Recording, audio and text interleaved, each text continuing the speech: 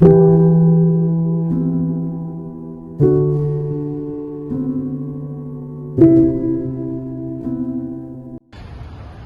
ನಮಸ್ತೆ.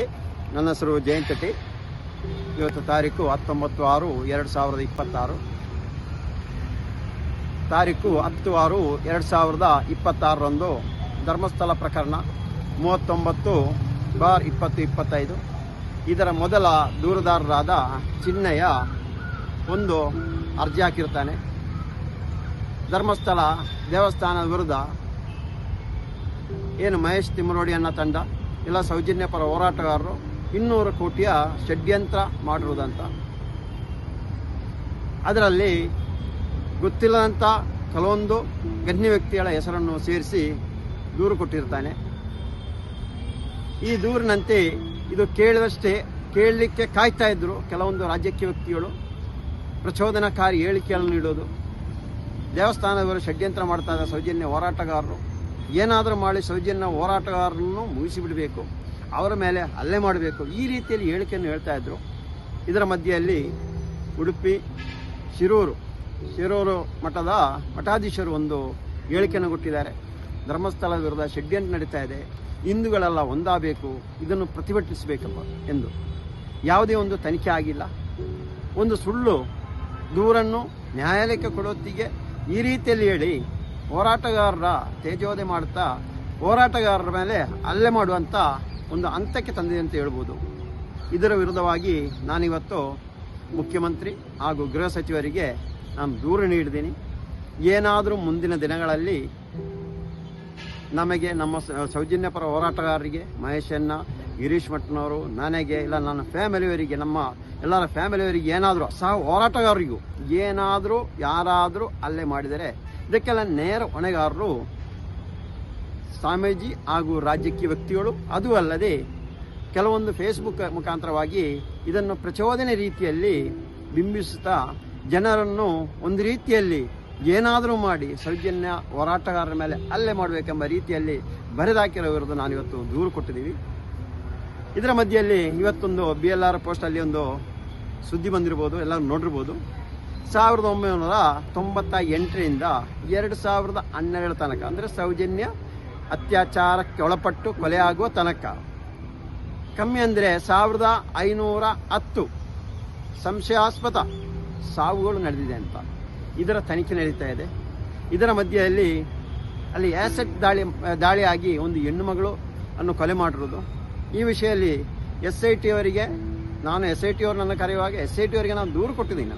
ಇದರಲ್ಲಿ ಯಾರು ಇದ್ರ ಅಂತ, ಯಾರು ಈ ಕೊಲೆಯನ್ನು ಮಾಡಿ ಕೊಲೆ ತಂದು ಹಾಕಿರುವುದು, ಅದು ಅಲ್ಲದೆ ಬೇರೆ ಬೇರೆ ತುಂಬ ವಿಷಯವನ್ನು ಧರ್ಮಸ್ಥಳ ಆಗಿರುವಂಥ ಆ ವಿಷಯಗಳ ಕೊಲೆ ಆಗಿರುವಂಥ ವಿಷಯವನ್ನು ಎಲ್ಲವನ್ನು ನಾನು SITಗೆ ದೂರು ಕೊಟ್ಟಿದ್ದೆ. ನಾನು ತಮ್ಮ ಒಂದು ಮಾಹಿತಿಗೋಸ್ಕರ ನಿಮಗೆ ತನಿಖೆಗೆ ಒಂದು ಸಹಕಾರ ಆಗಲಿ ಅಂತ.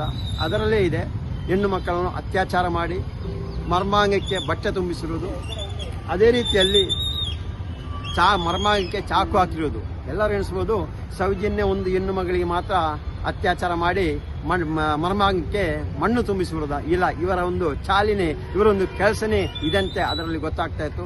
ಅವರ ಹೆಸರು ಸಮೇತ, ಅವರ ದೂರಾಣಿ ಸಮೇತ ಸೇರಿಸಿಬಿಟ್ಟು ನಾನು ಕೊಟ್ಟಿದ್ದೀನಿ. ಅದೇ ರೀತಿಯಲ್ಲಿ ಈ ಆ್ಯಸೆಟ್ ದಾಳಿಯಲ್ಲಿ ನೋಡಿ, ಅವತ್ತು ನಾನು ತಯಾರು ಮಾಡಿರೋ ಒಂದು ಇದು ಎಷ್ಟಂತ ಹೇಳ್ಬೋದು, ಇದು ಬೇರೆ ಬೇರೆ ವಿಷಯ ಇದೆ. ನಾನು ಈ ವಿಷಯದಲ್ಲಿ ನಾನು ಅಲ್ಲಿ ಕೇಳಿದ್ದೀನಿ, ದೊಡ್ಡವರಿಗೆ ಅಂದರೆ ಸೈಮನ್ ಸಾರಿಗೆ ಕೇಳಿದ್ದೀನಿ. ನಾನು ಒಳ್ಳೆ ಮಾಹಿತಿ ಕೊಡ್ತೀನಿ, ತನಿಖೆ ಮಾಡಿ, ನನ್ನ ಒಳ್ಳೆ ಒಂದು DSP ಇನ್ಸ್ಪೆಕ್ಟರ್ ಇದ್ದರೆ, ನಿಷ್ಠಾವಂತ ಇದ್ದರೆ ಕೊಡ್ತೀವಿ ಅಂತ ಹೇಳಿದೆ. ಇಲ್ಲ, ನಾನು ಕೊಡಲ್ಲ ಅಂತ ಹೇಳಿದೆ. ಆ ನಂತರ ಈ ನನ್ನ ಮೇಲೆ ಅಲ್ಲೆಲ್ಲ ಆದ ವಿಷಯಕ್ಕೆ ನಾನು ಬೇಸತ್ತು ಯಾವುದನ್ನು ಕೊಟ್ಟಿರೋದಲ್ಲ. ಆದರೆ ಈ ಒಂದು ವಿಷಯವನ್ನು ಕೊಟ್ಟಿದ್ದೀನಿ ನೋಡಿ, ಅದರಲ್ಲಿ ಯಾರು ಆ್ಯಸೆಟ್ ದಾಳಿ ನಡೆಸಿರುವರು, ಕೊಲೆ ಮಾಡಿರೋದು ಯಾರು ಅಂತ ಇವರನ್ನೆಲ್ಲ ಅವತ್ತು ಠಾಣೆಗೆ ಕರೆಸಿ ಠಾಣೆಯಲ್ಲಿ ಕೂರಿಸಿದ್ರು. ಆ ನಂತರ ಮೇಲಿಂದ ಯಾರ್ದೋ ಮೇಲಾಧಿಕಾರಿದ ಇನ್ನೊಬ್ಬರ ಅಂತ ಗೊತ್ತಿಲ್ಲ, ಕರೆ ಬಂದ ನಂತರ ಇವರನ್ನು ಬಿಟ್ಟು ಕಳಿಸಿದಂತ ನಾನು ಮೆನ್ಷನ್ ಮಾಡಿದ್ದೀನಿ. ಅವತ್ತು ರೆಡಿ ಮಾಡಿದ ಪತ್ರದ ಪ್ರತಿ ನಾನು ಮನೆಯಲ್ಲಿ ಹುಡುಕೋದು ನನಗೆ ಸಿಕ್ಕಿತ್ತು. ಉಳಿದ ಎಲ್ಲ ಪತ್ರಗಳನ್ನು, ನನ್ನ ಮೊಬೈಲನ್ನು SIT ಅವರು ಸೀಸ್ ಮಾಡಿದ್ರು. ಎಲ್ಲ ದಾಖಲೆಗಳು ಅದರಲ್ಲಿದೆ. ಅದರಲ್ಲಿ ಒಂದು ಕೊಲೆಯನ್ನು ಮಾಡಿರೋದಂತ ನಾನು SIT ಅವರಿಗೆ ಈ ಮೂಲಕ ನಾನು ವಿನಂತಿಸಿಕೊಳ್ತಾ ಇದ್ದೀನಿ. ನಾನು ಕೊಟ್ಟಿರುವಂಥ ಆ ದೂರನ್ನು ತೆಗಿರಿ, ಅದನ್ನು ಪರಿಶೀಲನೆ ಮಾಡಿ ಸತ್ಯಾಸತ್ಯವನ್ನು ತಿಳಿಸಿ ಹುಡುಕಿ ಅದನ್ನು ನಿಮಗೆ ಆ ಒಂದು ಹೋಗೋರು ಟೆಸ್ಟ್ ಆದರೂ ಯಾವುದೇ SIT ಬಂದರೂ ದಾಖಲೆ ಪರಿಶೀಲನೆ ಮಾಡಬಹುದು. ಆದರೆ ಕೆಲವೊಂದು ಮಾಹಿತಿಗಳು ಯಾರಿಗೂ ಬಿಟ್ಟುಕೊಳ್ಳಲ್ಲ. ಆದರೆ ನಮಗೆ ನಮ್ಮ ಹೋರಾಟಕ್ಕೆ, ನಮ್ಮ ನಿಷ್ಠಾವಂತ ಹೋರಾಟಕ್ಕೆ ಮನಿದು ಜನರೇ ನಮಗೆ ಮಾಹಿತಿ ಈ ಥರ ಕೊಟ್ಟಿದ್ದಾರೆ. ಅದರಲ್ಲಿ ನಿಮಗೆ ಒಂದು ದೂರನ್ನು ಅವತ್ತು ಕೊಟ್ಟಿದ್ದೀನಿ. ಅದರ ಪ್ರಕಾರ ತನಿಖೆ ನಡೆಸಿ ಇನ್ನೂ 1510 ಅಲ್ಲ, ಅದಕ್ಕಿಂತ 4 ಪಟ್ಟು ಇರ್ಬೋದು ಅಲ್ಲಿ ಕೊಲೆಯಾಗಿರುವುದು. ಇವಾಗ ತಮಗೆ ಸಿಕ್ಕಿರೋ ಪ್ರಕಾರವಾಗಿ ಏನು ಪಂಚಾಯತ್ ದಾಖಲೆ, ಪೊಲೀಸರದು, ಹಾಸ್ಪಿಟಲ್ದು, ಇದರ ಒಂದು ಅಂದಾಜು ಲೆಕ್ಕಾಚಾರ ತಮಗೆಲ್ಲ ಸಿಕ್ಕಿರೋದು. ಆದರೆ ಕಣ್ಣಿಗೆ ಕಾಣದೆ ಕೊಲೆ ಮಾಡಿ ಬೀಸಾಕಿರೋದು ಎಷ್ಟು ಬೇಕಾದ್ರೂ ಇದೆ. ಅದನ್ನು ಅಲ್ಲಿಯ ಇಂಥವ್ರನ್ನ ಹಿಡಿದು ಬಾಯಿ ಬಿಡಿಸಿದರೆ ಎಲ್ಲ ಸತ್ಯ ಹೊರ ಬರುತ್ತೆ. ನಾನು ಹೇಳ್ತಾ ಇರೋದು SIT ಅವರೇ, ಆ ಸತ್ತಿರುವಂಥ ಆತ್ಮಕ್ಕೆ ಒಂದು ಶಾಂತಿ ಸಿಗಲಿ, ಆ ಒಂದು ಕೆಲಸಕ್ಕೆ ನೀವು ಒಳ್ಳೆ ಕೆಲಸನ ಮಾಡಿ ಅಂತ ಈ ಮೂಲಕ ನಾನು ಕೇಳ್ಕೊಳ್ತಾ ಇದ್ದೀನಿ. ಪ್ರತಿಯೊಬ್ಬರಿಗೂ ಕೇಳ್ಕೊಳ್ತಾ ಇದ್ದೀನಿ. ಇನ್ನೂ ನಮ್ಮ ಮಾಹಿತಿ ಬೇಕಾದ್ರೆ ಕರೆದರೆ ನಾನೇ ಬರ್ತೀನಿ. ನನ್ನಲ್ಲಿರೋ ಮಾಹಿತಿಯನ್ನು ನಾವು ಕೊಡ್ತೀವಿ. ಅವತ್ತು ನಮಗೆಲ್ಲ ಹೇಳ್ತಾ ಇದ್ದಾರಲ್ಲ, ಬೈತಾ ಇದ್ರು, ಇದೇನಕ್ಕೆ ಅಂತ ಬೈತಾ ಇದ್ರು. ಅವತ್ತು ನಾನು ಹೇಳಿದೆ ರಿಟರ್ನ್ ಕೊಡಿ ಅಂತಲೂ ಕೇಳಿದೆ, ಕೊಟ್ಟಿಲ್ಲ. ನೀವು ಇಟ್ಕೊಂಡಿದ್ರಿ, ಅದರ ಪ್ರಕಾರ ಅದನ್ನು ತನಿಖೆ ಮಾಡಿ ಅಂತಲೂ ಈ ಮೂಲಕ ನಾನು ಹೇಳ್ತಾ ಇದ್ದೀನಿ.